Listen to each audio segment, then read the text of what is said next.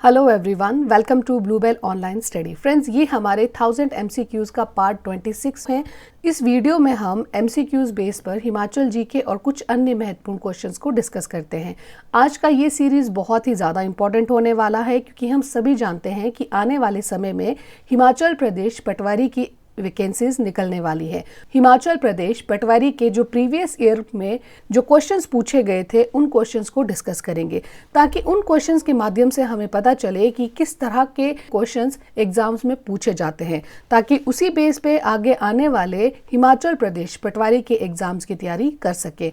तो चलिए friends, video start करते हैं। सबसे पहला क्वेश्चन है, देश प्रेम का अभिप्राय है। इसका आंसर है फ्रेंड्स डी, देश के प्रति व्यक्ति का स्वाभाविक ममत्व। देश प्रेम का अभिप्राय ये होता है कि अपने देश के प्रति प्रेम भाव रखते हुए देश की उन्नति और देश के विकास के लिए योगदान देना, और इसके साथ ही देश के गौरव की रक्षा अपने प्राणों से भी बढ़कर करना। तो यहाँ पे हम आंसर के साथ ही कुछ डिटेल्स भी डिस्कस करेंगे ताकि इन डिटेल्स के माध्यम से भी हमें आंसर लंबे समय तक याद रहे। उसके बाद नेक्स्ट क्वेश्चन है, सच्चा देश प्रेमी।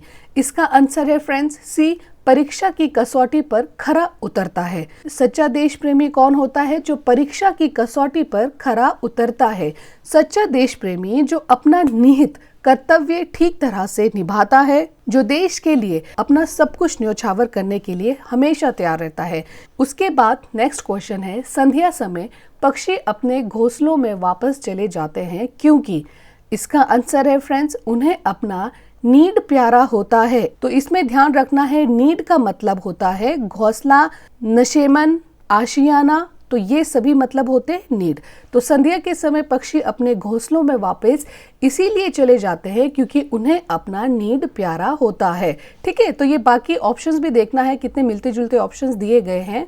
प्रीवियस ईयर ये है 2013 का पटवारी का जो क्वेश्चन पेपर था, उससे मैंने ये क्वेश्चंस लिए हैं। तो इसीलिए आपको हर एक वर्ड का मतलब भी क्लियर होना चाहिए जिससे आंसर चूज करने में आसानी हो। उसके बाद नेक्स्ट क्वेश्चन है, वही देश महान है जहाँ के लोग। इसका आंसर है त्याग और उत्सर्ग से सदा आगे रहते हैं। यहाँ पे उत्सर्ग का मतलब हुआ त्याग, छोड़ना, दान और न्योछावर। तो इसका आंसर ये रहेगा कि वही देश महान है जहाँ के लोग त्याग और उत्सर्ग से सदा आगे रहते हैं। उसके बाद नेक्स्ट क्वेश्चन है, देश प्रेम का अंकुर विद्यमान है। इसका आंसर है फ्रेंड्स सभी प्राणियों में। तो ये मानवों और पक्षियों और पशु, ये तीन ऑप्शंस भी देख लेने हैं कि क्या क्या दिए गए हैं ताकि कंफ्यूजन ना हो। तो देश प्रेम का अंकुर किन में विद्यमान रहता है? सभी प्राणियों में। देश प्रेम का अंकुर हर प्राणी में विद्यमान रहता है। मानव ही नहीं, पशु पक्षियों तक को अपना देश प्यारा होता है।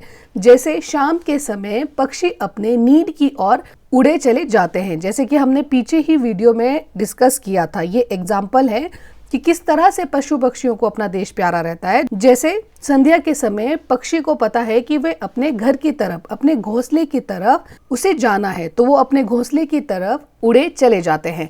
तो इसका आंसर रहेगा सभी प्राणियों में। प्राणियों का अभिप्राय क्या हुआ? जिसमें मानव, पशु पक्षी ये सभी आते हैं। तो देश प्रेम का अंकुर विद्यमान रहता है सभी प्राणियों में।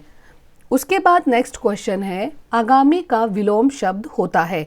आगामी का विलोम शब्द क्या हुआ फ्रेंड्स? विगत। आगामी का विलोम शब्द विगत होता है। आगामी का अर्थ भी हम जान लेते हैं। आगामी का मतलब होता है आगे आने वाला। ठीक है, तो ये भी ध्यान रखना है कि आगामी का अर्थ है आगे आने वाला, और आगामी का विलोम शब्द है विगत, और आगामी का अर्थ होता है आगे आने वाला, और विगत का मतलब होता है बीता हुआ। ठीक है, अर्थात जो समय बीत चुका हो वो होता है विगत। तो आगामी का विलोम शब्द हुआ विगत।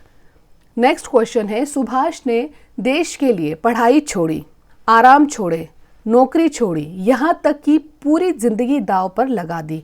वाक्य में प्रयुक्त कौन कौन से विराम चिन्ह है? इसका आंसर है फ्रेंड्स अर्ध विराम और पूर्ण विराम।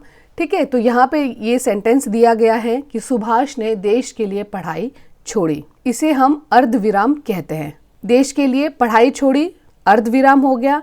आराम छोड़े, यहाँ पे भी अर्ध विराम है, और नौकरी छोड़ी, सेम अर्ध विराम, और उसके बाद आगे का सेंटेंस क्या है, यहाँ तक कि पूरी जिंदगी दांव पर लगा दी। इसके बाद ये क्या है, इसे हम पूर्ण विराम बोलते हैं। ठीक है, तो इन सभी वाक्यों में कौन सा चिन्ह विराम है, अर्ध विराम और पूर्ण विराम। इसके अलावा कुछ और भी चिन्ह हैं, उन्हें भी हम डिस्कस कर लेते हैं। जैसे यहाँ देखिए, अभी हमने डिस्कस करा, ठीक है, इसको क्या कहा जाता है, इसे कहा जाता है पूर्ण विराम। जब कोई सेंटेंस हमारा क्लियर हो जाता है, कंप्लीट हो जाता है, तो हम पूर्ण विराम लगाते हैं। और उसके बाद जहां पर हमें थोड़ी देर रुकना होता है वहां पे अर्ध विराम लगता है। जैसे कि सुभाष ने देश के लिए पढ़ाई छोड़ी, रुके, अर्ध विराम है, इसीलिए यहाँ पे रुके। ठीक है, उसके बाद हमने जहां बिल्कुल कम देर पर रुकना होता है वहां पे अल्प विराम लगता है। ये अल्प विराम का सिंबल हो गया, तो ध्यान रखना है। और इसके अलावा उप विराम का भी पता होना चाहिए, ये उप विराम का सिंबल है। और प्रश्नवाचक चिन्ह इसे कहा जाता है और योचक चिन्ह इसे कहा जाता है। तो इन सभी चिन्हों का भी ध्यान रखना है। उसके बाद नेक्स्ट क्वेश्चन है, ओझे की प्रीत बालू की भीत कहावत का अर्थ इनमें से कौन सा है। इसका आंसर है डी, दुष्टों की मित्रता शीघ्र समाप्त। किस कहावत का आंसर है ये, ओझे की प्रीत बालू की भीत। भीत का मतलब हुआ दीवार। उसके बाद नेक्स्ट क्वेश्चन है, पेट की आग वाक्यांश के लिए एक शब्द लिखिए। इसका आंसर रहेगा जठरानल।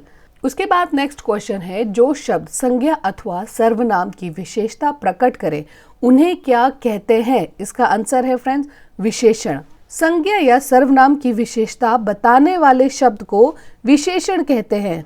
जैसे कड़वा, मीठा, काला, सुंदर आदि। उसके बाद नेक्स्ट क्वेश्चन है, विद्यार्थी का संधि विग्रह कौन सा है। इसका आंसर है फ्रेंड्स डी, विद्या जमा अर्थी। विद्यार्थी शब्द दो शब्दों से मिलकर बना है, विद्या जमा अर्थी, जिसका अर्थ होता है विद्या चाहने वाला।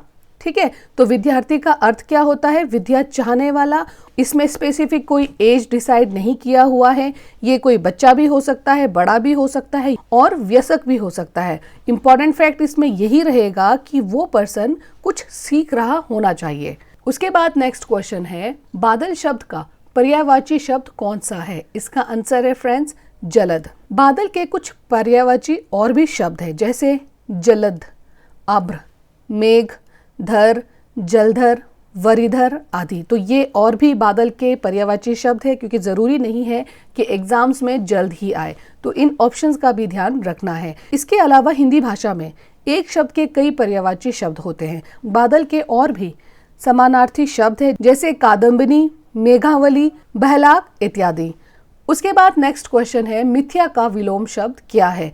इसका आंसर है सत्य। ऐसे कुछ विलोम शब्द मैं यहाँ पर लेकर आई हूँ जो हिमाचल प्रदेश पटवारी के अलावा अन्य एग्जाम्स में पूछे गए हैं। जैसे मंगल का विलोम शब्द है अमंगल, मंजूर का विलोम शब्द है नामंजूर, मधुर का विलोम शब्द है कटु, मनुष्यता का विलोम शब्द है पशुता, महंगा का विलोम शब्द है सस्ता, महात्मा का विलोम शब्द है दुरात्मा और मान का विलोम शब्द है अपमान।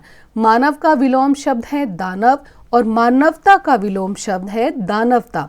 मित्र का विलोम शब्द है शत्रु, मिथ्य का विलोम शब्द है सत्य और मिलन का विलोम शब्द है विछोहा और मुक्त का विलोम शब्द है ग्रस्त इत्यादि। फ्रेंड्स, मोस्टली कंफ्यूजन रहता है जो सिमिलर उस विलोम शब्द में, जैसे मानव का विलोम शब्द ध्यान रखना है दानव है, उसी तरह मानवता का विलोम शब्द रहेगा दानवता। तो जो सिमिलर वर्ड्स रहते हैं उनमें मिस्टेक होने के थोड़े ज्यादा चांसेस रहते हैं। उसके बाद नेक्स्ट क्वेश्चन है, इनमें से कौन सा विराम चिन्ह उचित है।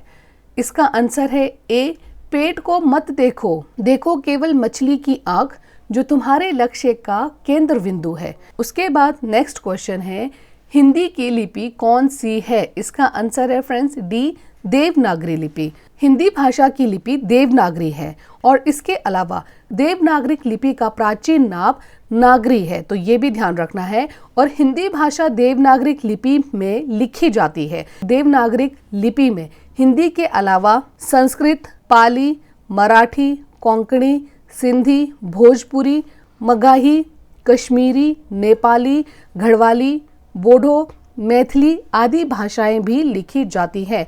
तो इन भाषाओं का भी ध्यान रखना है। हिंदी के अलावा ये सभी भाषाएं भी देवनागरी लिपि में लिखी जाती हैं और इसके अलावा देवनागरिक लिपि का प्राचीन नाम क्या है, नागरी। उसके बाद नेक्स्ट क्वेश्चन है, इनमें से कौन सा वाक्य शुद्ध है? इसका आंसर है फ्रेंड्स डी, उसने अपना नाम बताया। यहाँ तक फ्रेंड्स हमने कुछ क्वेश्चन डिस्कस कर लिए हैं। इसके बाद के जो वीडियोस मैं अपलोड करूँगी तो वो हिमाचल प्रदेश पटवारी के प्रीवियस ईयर क्वेश्चंस पे ही बेस्ड रहेगा। तो वीडियो को लाइक, चैनल को सब्सक्राइब और इसके साथ ही बेल आइकन को भी प्रेस करना ना भूलिए, ताकि इस तरह के इंफॉर्मेटिव वीडियोस आप तक सबसे पहले पहुंच सके। वीडियो देखने के लिए थैंक यू सो मच। जय हिंद, जय भारत।